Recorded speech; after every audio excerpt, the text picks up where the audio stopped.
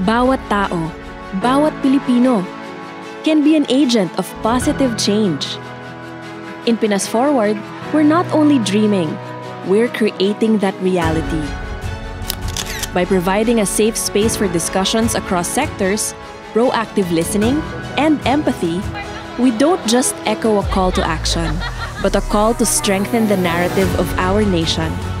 It's time we light up the corners of indifference and ignite the flame of participation. When we talk about democracy, hindi siya individual lamang.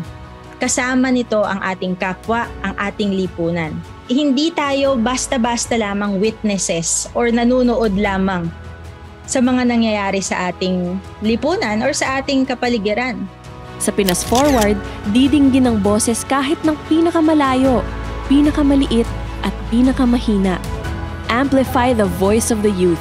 Empower them to confidently engage and contribute to meaningful discourse. Nurture a generation that will uphold ideals and shape their country's future. Through Pinas Forward's initiatives and engagement activities, we've fostered social participation. Salamat sa Iboto, may plataforma para sa advocacy efforts at information dissemination. Nagkakaroon na rin kasi tayo ng community online.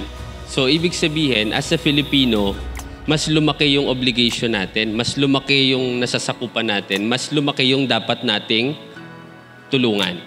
So, ang goal natin ngayon, sa tulong ng technology, mas malayo pa sana yung marating natin. Buti na lang at may Pinas Forward Academy, where individuals are provided with educational resources and training that could help in the formation of democratic values.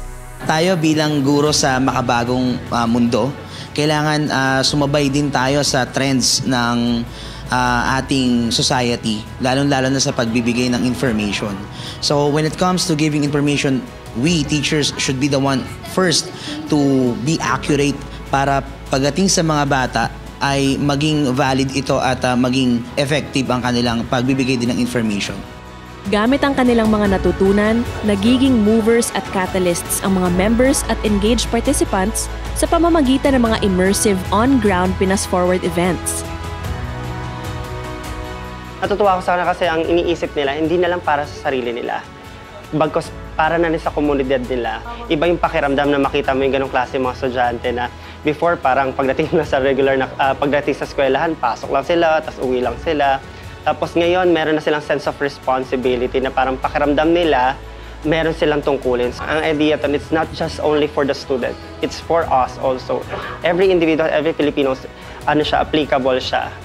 The stage is set. The script is ours to write. Build a better Philippines and build a better world? Posible! With Pinas Forward, kaya yan! One move at a time. Likas pa rin sa kabataan ngayon ang pagtulong sa lipunan at sa kapwa. So maraming salamat sa inyong lahat for deciding na akuin yung hamon na yon.